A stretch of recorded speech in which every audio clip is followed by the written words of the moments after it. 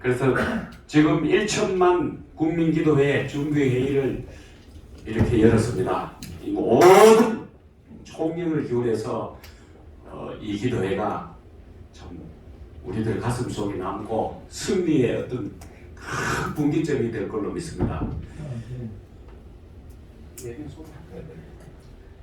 그러면은 내변들을 간단하게 소개를 하겠습니다. 육사국 동지의 상임고문 정광작 장군님 소개합니다.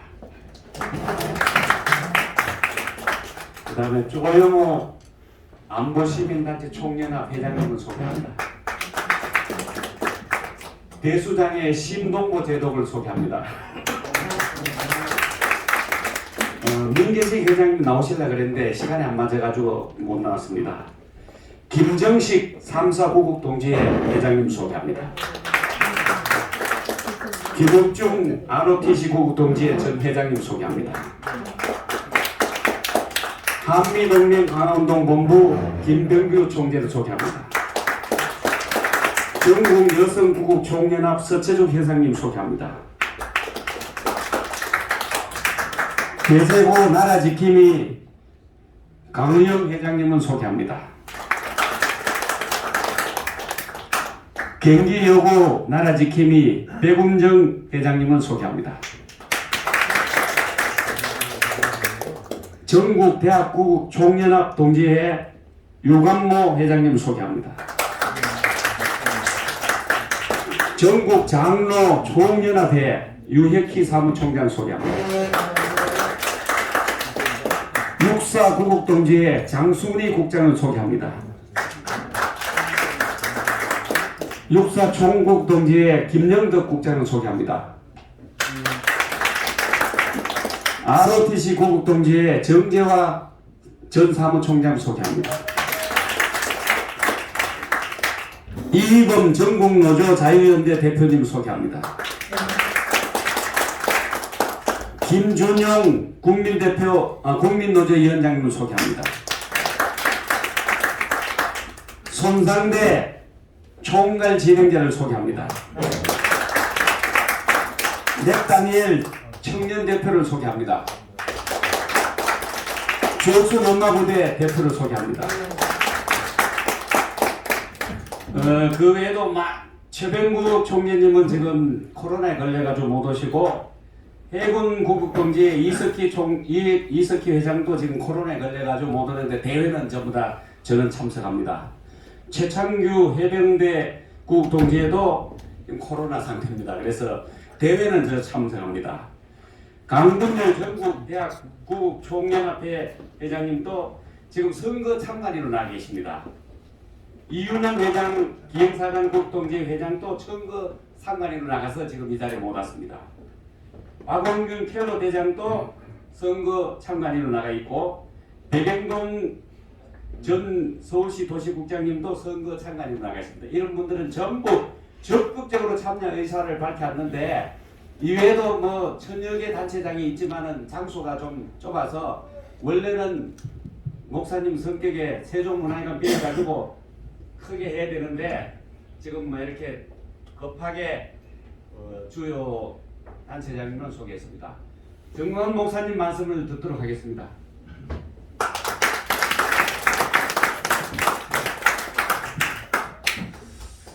존경하는 국민 여러분, 그리고 해외 동포 여러분, 저희들은 지금 무너진 대한민국을 바로 세우기 위해서 끊임없이 투쟁을 하고 있습니다. 내일 저희들은 강화문 광장에서 과거에 2년 전에 했던 그 강화문 국민대회를 극대화시켜서 아마 그동안 있었던 2년 전에 10월 3일 대회, 10월 9일 대회를 능가하는 대회가 될 것 같습니다. 그래서 그걸 앞두고 우리 그동안에 고생하신 아스팔트 시민단체 대표가 아니라 대표 중의 대표입니다. 원래 이 우파 시민단체는 1460개입니다. 1460개인데 이 1460개는 누가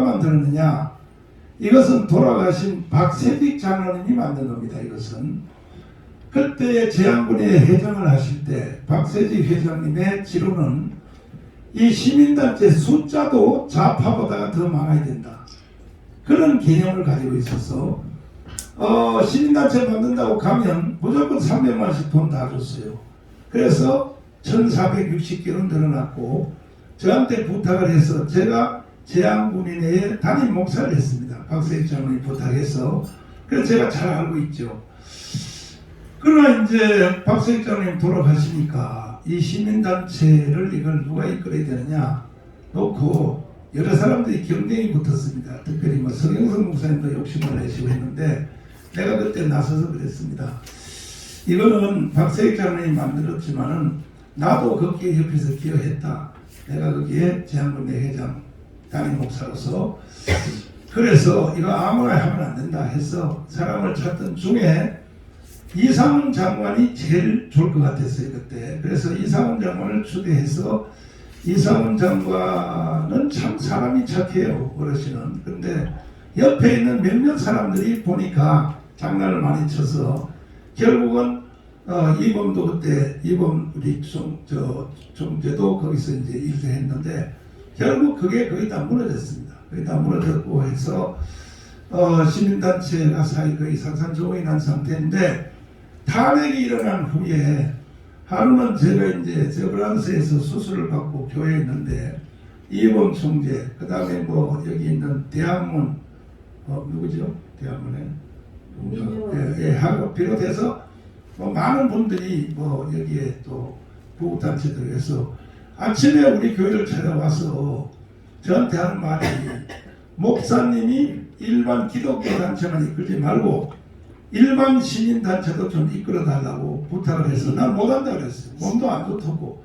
그리고 또 내가 한다고 해서 여러분이 내 말을 듣겠느냐. 난 안 한다 그랬더니 아침부터 와서 저녁까지 집에도 안 가고 저녁 9시 되는데도 교회에서 버티면서 해서 내가 그래서 나가서 그랬습니다. 그러면 좋다. 내가 이걸 해줄 테니까 나는 몸도 안 좋고 해서 나 혼자만 못하니까 고영주 변호사님이 같이 해주면 내가 한번 하겠다 해서 바로 고영주 변호사님한테 물려가지고 전화를 했습니다. 변호사님 이런 일이 있는데 나보고 시민단체 전체에 이끌어 달라고 하는데 내가 못하니 고영주 변호사님이 함께 해주면 내가 같이 하겠습니다 했더니 나는 목사님이 하는 일이라면 뭐든지 하겠습니다. 그래가지고 거기서 결의를 하고 세종문화회관을 빌려서 그때 이제 우리가 행사를 했습니다. 시민단체 장들 그때 다 모였죠. 모여서 고영기 변호사님은 그때 이제 영상으로 축사를 하고 해서 거기서 공식 내가 시민단체의 총회장으로 그때 결의가 되었습니다. 그것은 지금도 유효합니다. 지금도 유효합니다. 그대로 했는데 그러면 기념 집회를 한번 하자 해서 11월 17일 날 이 강원광장에서 이제 우리 시민단체 총결성에 대한 기념 집회를 하게 됐는데 그동안에 이제 탄핵 무효 뭐 박근혜 탄핵 뭐 해서 한 18개 단체가 사실은 박근혜 주제를 가지고 집회하는 데가 18개로 뭐 대한문 뭐 그다음에 또 저기 대학로 뭐 청계광장 다 쪼개져서 있는데 이것도 지나간 김에 한마디 말씀을 드리면 정강훈 목사는 시민운동 다 좋은데 박근혜 탄핵에 대해서는 말 안 한다. 천만의 말씀이죠. 박근혜 탄핵이 일어났을 때 이거 전부 다 사실을 몰라서 그런 겁니다. 이상훈 장관이 나를 찾아왔어요. 목사님 박근혜 탄핵됐는데 가만히 있을 수 없으니 우리가 집회를 합시다. 서울역에서. 그래서 합시다. 근데 우리는 사람을 모을 힘이 없으니 목사님이 모아야 되니까. 그래서 서울역에서 그게 탄핵 후에 최초의 집회입니다. 서울역에서 했는데 그래서 순서를 이상훈 장관이 개설을 하게 하고 그 다음에 내가 또 연설하기 짜놨는데 아니 내가 뭐 서울역에 있는 식당 2층 거기서 내 순서를 기다리는데 아니 이상훈 장관이 그 연설하고 난 뒤에 마이크를 누가 정광용에 딱 뺏어가지고 엉뚱한 사람이 진행을 하는 거예요. 이게 탄핵 후에 최초의 집회입니다. 그리고 막 사람들이 막 몰려왔습니다. 몰려오니까 이 사람들이 이 집회를 뺏으려고 정광용이가 뺏으려고. 그런데 이제 이상훈 장관이 그래요. 목사님 빨리 내려와서 연설해야 된다고. 내려왔어요. 아무리 서 있어도 내 순서를 안 주는 거야. 그러니까 밑에 있던 그 사람들이 나보고 연단을 올라가라고 차량으로. 올라갔어요. 올라갔는데도 나한테 마이크를 안 주고 뭐 서경석에 연설하고 뭐 별연설 별만 가더는 거야. 그래서 내가 민망해서 그냥 집에서 돌아왔습니다. 사실은 돌아오고 나서 왜냐하면 이게 돈이 되니까 사람들이 막 그때 박근혜 탄핵에 대해서 그냥 뭐 열받으니까 사람들이 돈을 가져와서 막 던지는 거야. 이 돈 때문에 무너진 겁니다. 시민단체가. 그 후로부터 서로가 돈 벌려고 18개로 나눠져가지고 뭐 대학 뭐 전개광장 다 해서 전부 다 박근혜 이름 팔아가지고 돈 거두려고 하는 거예요. 돈 거두려고. 돈 많이 거둔 사람은 50억 거뒀습니다. 그때. 더 된 사람도 있어요. 그래서 저도 사실은 그 집회를 돈 거두려고 하는 건 아니지만 돈에 대해서 말이 나왔으니까 한마디 하자면 저는요. 우리 교회가 커요. 교회가. 그래서 우리 성도들이 헌금하는 돈 외에는 난 쓴 적이 없습니다. 내가 시민단체한테 모금하는 거 봤습니까? 여러분들한테 내가 모금해서 돈 달라 하는 거 봤습니까?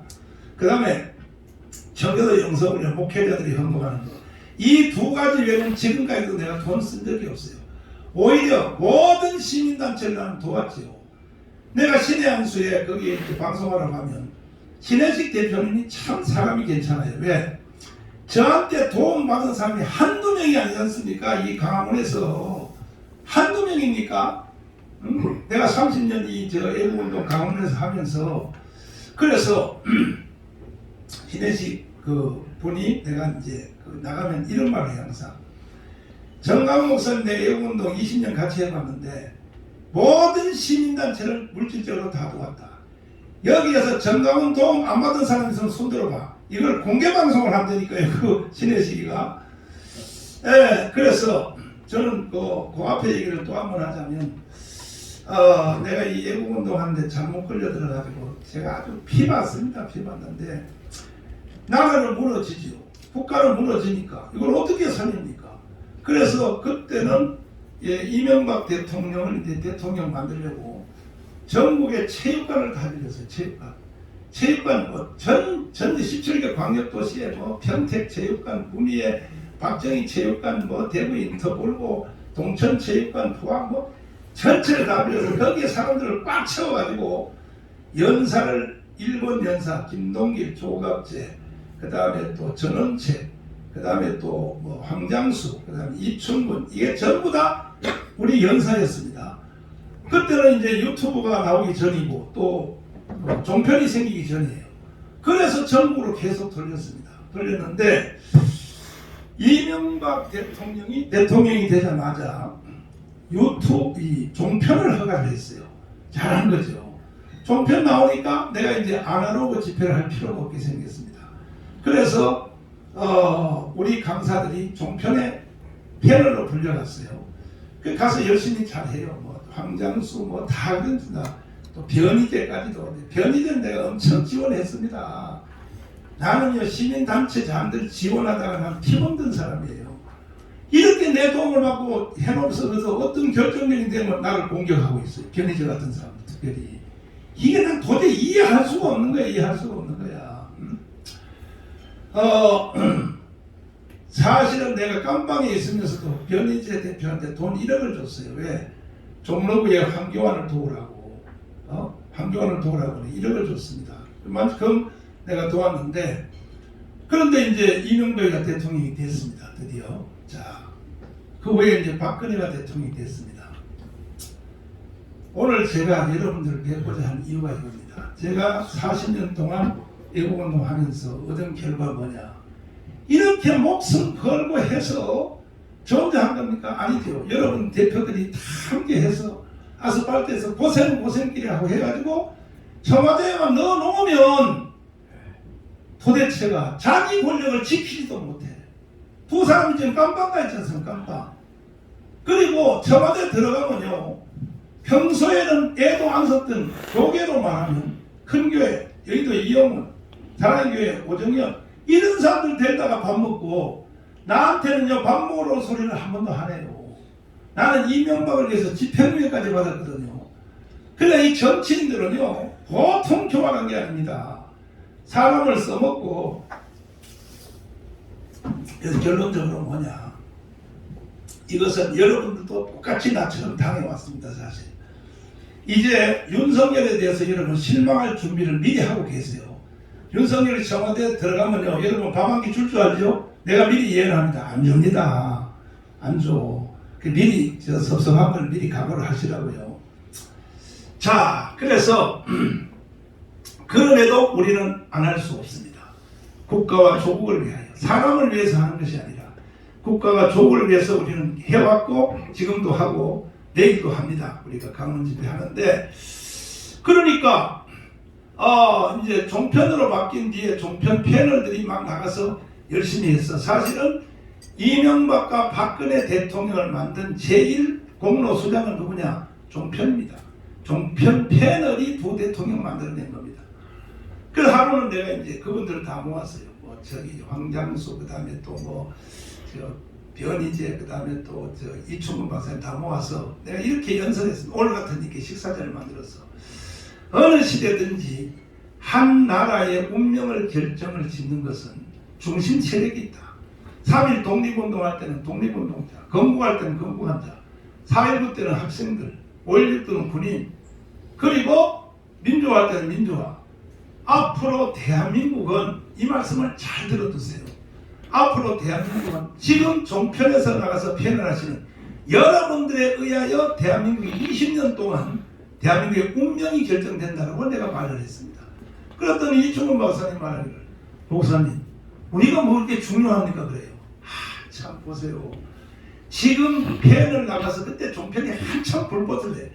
여러분들에 의하여 대한민국 운명이 좌우되니까 나가실 때 중복되게 하지 마시고, 이쪽 TV사는 여기서 하지 마시고, 또 사람끼리 저 중복되지 마시고, 한 번 나갈 때 최소한 책 한 권 이상은 읽고 나가시라고 이렇게 부탁했더니 이충근 박사님 그래요. 목사님 배고파요. 그래요. 그래서 아니 종편 나가면 돈 주지 않냐 그랬더니 나는 그때 처음 알았어요. 그 후에도 나도 종편에 나가서 알게 됐지만은, 종편에 가면 돈 얼마 줄까 생각할까? 50만 원 안 줍니까? 그러면 하루에 방송 2개 뛰면 하루에 100만 원씩 벌자 그랬더니, 목사님 세금 때는 12만 원입니다. 12만 원. 12만 원. 그래? 그러면 내가 그 돈 대줄게.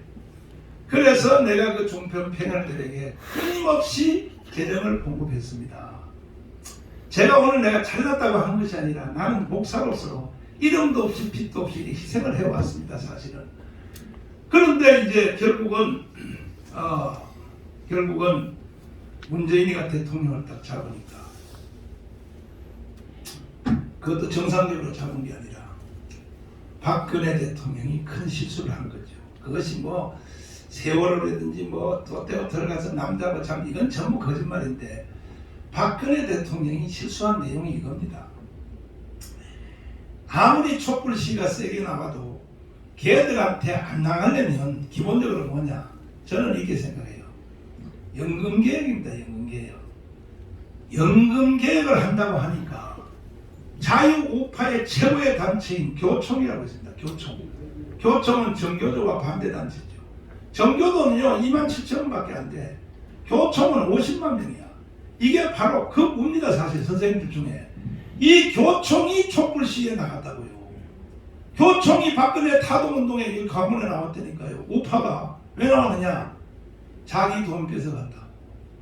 우리는 일생 동안 박한 공무원 생활했고 했는데, 나이 많아서라도 내가 연금 들어놓은 거 그것만 가지고라도 내가 요라도 좀 편히 살아볼까 했는데, 아니 그 돈을 감아요 줄여서 준다고 하니까, 그 다음에 군인연금 마찬가지입니다.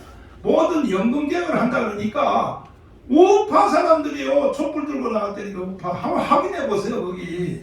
그러면 나는 그때 뭔 생각하냐? 왜 저런 짓을 하냐는 거야. 왜 만약에 연금을 개혁을 하면 그럼 2050년도에 가면 연금의 자본이 다 떨어져 가지고 그럼 안 된다. 정치가들요 머리 돌대가는 애들이에요. 왜 그러냐? 2050년도까지는 이 한반도에 통일이라고 하는 감이 남았어요. 통일이 되면 어떤 일이 생기느냐? 좌파 학자들이 주장하기를 이렇게 말합니다.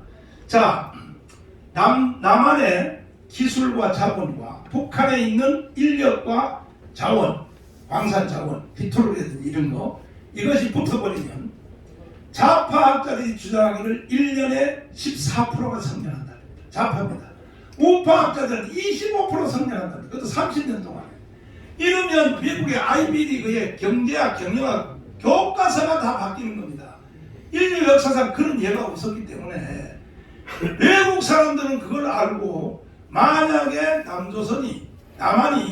남한의 헌법 체제로 북한을 통일하게 되면 엘빈 도플러, 조지 프리드먼 박사, 미국의 경제학 교수 로버트 베로 이런 사람들이 외국 사람들이 말하기를 남한의 헌법 체제로 북한을 통일하게 되면 대한민국은 G2의 국가가 된다고 남들이 그렇게 말하는데 국내 정치 지도자들이 멍청해가지고 연금개혁한다고 하니까 박근혜는 탄핵당한 거예요. 박근혜가 좌파한테 탄핵당한 거 같습니까? 아니니까요. 우파한테 탄핵당했잖아요. 왜? 자기 주머니 들어간다고. 이게 우리나라 국민들의 수준이에요. 수준. 자, 이런 이유를 말하려면 수도 없이 많습니다.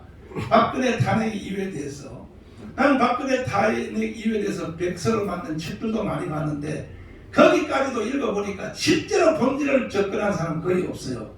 지금 내가 말한 게 이게 근본입니다. 근본. 그러면 앞으로 윤석열도 마찬가지입니다. 또 이번에 TV 토론한 거 여러분 다 보셨으면 연금개혁에 대해서 막 3명이 경쟁 붙어서 연금을 개혁한다고 막 이렇게 해요. 윤석열 그게 화답해요. 내가 그걸 보고 아이고 또 탄핵당하게 생겼구만 또. 아니 통일되어 버리면 돈이 남아 돌아가는데 2050년 들어가면 돈이 없어진다. 그런 사람들이 무슨 정치를 하냐는 거죠. 그래서 이번에 한 번만큼은 우리가 이명박과 박근혜처럼 죽기 살기 만들어가지고 청와대에 넣어놨더니 자기 권력을 지키지도 못하고 지금 감옥에 가 있잖아요. 이래서 우리 이제 일반 우리 시민단체들은 대통령 만드는 것도 중요하지만 이제 사실은 대통령 선거는 거의 끝났습니다. 후보 단일화한 걸로 결론 났습니다. 저는 이 후보 단일화시키기 위해서 워크힐 집회를 4번이나 했습니다. 한 번에 5천만 원, 5번 했습니다. 5천만 원씩 들어가지고 그래도 결국은 이것이 계속 그 사람들이 하나로다가 누가 뭐래도 소용없어요. 학자가 뭐래도 없어요. 누가 뭐래도. 난 내 방식대로 생각하니까 결국은 지난주에 이번 주에 한 3.1절 국민대회 이것이 결국은 통합을 시킨 겁니다. 왜? 우리가 이번 주 내일 유권자 단일화를 하겠다. 당사자들이 못하면 하겠다 하니까 안철수가 두 손 든 거죠. 그래서 하여튼 그래도 너무 감사를 드리고 안철수한테도 감사드리고 윤석열에도 감사드리는데 문제는 대통령을 만들어 청와대에 넣은 뒤에 그때부터가 더 중요합니다. 첫째는 내가 한번 여기 대표님들에게 한번 물어보겠습니다. 윤석열이 대통령 되고 난 뒤에 진실 끝나면 저쪽에 정교조 민노총 애들이 촛불 시위를 나올까요 안 나올까요? 나온다고 생각하는 사람 한번 손 들어보세요. 안 나온다고 생각하는 사람은 머리에다 손을 얹으세요. 그리고 이 자리에서 나가버리세요. 차라리. 그 정도 감각이 없는 사람은 시민단체 대표하면 안 되죠. 100% 나옵니다. 둘째, 나왔을 경우에 청와대 윤석열이가 그 촛불 시위를 진압할 힘이 있을까 없을까 이걸 한번 물어보겠습니다. 넉넉히 진압한다. 한번 손 들어보세요. 아니다. 못한다. 못한다. 손 들어보세요. 못한다. 자, 그러면 우리가 한번 물어보세요. 우리가 자축해야 되니까. 그러면 이 촛불 시위는 누가 막아야 됩니까? 다들 우리지요. 뭐가들 쳐다봅니까? 누가 막아야 돼요? 우리요. 우리 외에는 막을 길이 없어요. 절대. 먼저번에 당해봤잖아요. 그리고 이번에 나오는 촛불 시위는 5년 전에 촛불 시위가 다르고 건국 후에 일어났던 무장폭동, 영천폭동, 대구폭동, 구미폭동, 대전폭동, 제주도 4.3 무장폭동, 여순 발언 사건, 광주 사태 하나는 북한이 안 했다 그러는데 아닙니다. 이런 역사의 방정식이 안 맞아요. 내가 다 밝혀냈는데 그래서 어쨌든 간에 이번에 나오는 촛불 시위는 거의 무장폭동 수준으로 나오고 왜 그러냐? 건국 후 70년 만에 쟤들이 다 해놨는데 청와대까지 정년까지 다 해놨는데 다시 정권을 넘겨줬다. 쟤들이 물러날 것 같습니까? 반드시 쟤들은 때려 엎어서 나라를 완전히 해체하고 북한의 연방제로 가려고 하는 연습을 지금 저 뒤에 와 계시는 김준영 저 사람 나쁜 사람입니다. 왜냐하면 민노총을 만든 주범입니다. 저 사람이. 그래가지고 지금 회개하고 돌아와서 지금 민노총 반대단체인 국민노조를 만들어서 나라 살려보려고 지금 하시는데 그 우리 김준영 그 대표님이 너하라 TV 가서 나하고 대담하는 이런 다 들었잖아요. 자 보세요. 우리도 민노총이다. 미안해요. 할 수 없어. 민노총 관계자들 미안합니다. 당신도 그렇게 하니까 나도 당신들에게 간첩 9마리 심어놨어. 지금 당신들이 하는 거 내가 다 보고 다 들어와 나한테. 그런데 저들은 지금 뭔 짓을 하느냐. 작년 2년 동안 예행연습 완벽하게 했습니다. 예행연습은 뭐입니다. 그동안에 민주노총 이런 사람들은 노동조건, 노동시간, 임금 이런 걸 위해서 투쟁했단 말이에요. 그런데 우리 위원장 잠깐 앞으로 나오세요. 이어서 딱 3분만 얘기해줘. 내가 하는 말을 좀 옆에서 도와주십시오. 그런데 이번에 작년에 나온 민노총의 시위는 그렇게 코로나 때문에 못하게 했는데 우리는 못하게 해놓고 민노총은 자유롭게 했습니다. 그들의 주제가 뭐냐? 체제 대전환입니다. 자 보세요. 체제를 바꾸겠다. 이건 노동단체가 해설 일이 아니죠. 체제 대전환이니까 뭐냐? 혁명하겠다는 겁니다. 뭐냐? 문재인이가 했던 대한민국을 해체하고 북한의 연방제로 이걸 완성하겠다 하는 것이 예행연습을 1년 내내 했습니다. 자, 위원장님, 내 말이 맞아요? 맞습니다. 더불어 조금 설명해 주세요. 보충 설명. 노동조합은 근로조건의 유지 개선이잖아요. 근데 걔네들이 총파업한다는 게 일본이 공기업을 국유화하겠다. 그래서 뭐 대우라든가 르노, 삼성, 쌍용차 이런 것을 연봉이 쌍용차가 8,600이에요. 이걸 국유화해서 철밥통을 유지하겠다 이런 뜻이에요. 그 다음에 뭐 재벌 해체. 근데 이재명이는 재벌 체제 해체라고 좀 말장난하긴 하지만 뭐 국방비 삭감, 한미동맹 해체 이런 것이 민주노총의 주요 요구사항입니다. 그것은 노동조합의 요구사항이 아니고 엊그저께 여러분 CJ 택배 보셨죠? 제가 헤럴드 경제하고 인터뷰에서 이렇게 얘기했어요. 쟤네들의 투쟁은 막다른 골목인데 이제 앞으로 남아있는 것은 CJ 회장직 쳐들어가고 옥새 투쟁하고 어떤 죽음이라는 극단적인 투쟁을 선동할 거다 해가지고 3일 후에 위원장이 아사 투쟁을 했는데 사람들이 전부 이재명이 지지하고 대선에 정신이 팔려가지고 원래 릴레이 단식 투쟁을 해서 또 이 죽음의 장사를 해야 돼. 이게 안 된 거예요. 그래서 패퇴했어요. 그거 뭐냐? 이번에도 쟤네들이 그렇게 하는데 우리 목사님이 계시기 때문에 반드시 저는 우리가 승리하고 걔네들이 패퇴하리라고 이렇게 생각하고 있습니다. 네. 목사님이 계시기 때문에 그런데 그건 사실이 아니고 나도 내일 모레 하늘나라 가요. 저도 몸이 안 좋아서 사실은 언제까지 할지도 모릅니다. 그러니까 저를 의지하지 마시고 이렇게 흘러가는 것은 이거는 누구도 부인할 수 없는 사실인데 그러면 다시 한번 여러분 묻겠습니다. 자, 이렇게 확정돼서 가는 저는 기간은 5월 중순에서 6월 초로 봅니다. 대통령이 취임식 끝나면 그때 쟤들이 극렬하게 나올 것입니다. 이번에 무장폭동으로 나올 것입니다. 그러면 이것을 막아낼 수 있는 사람은 누구밖에 없습니까? 우리요. 그렇지, 우리라고 되죠. 다 우리밖에 없어. 누구밖에 없습니까? 우리예요. 맞죠? 맞습니다. 그래서 오늘 여기 비상 모임을 제가 하는 겁니다.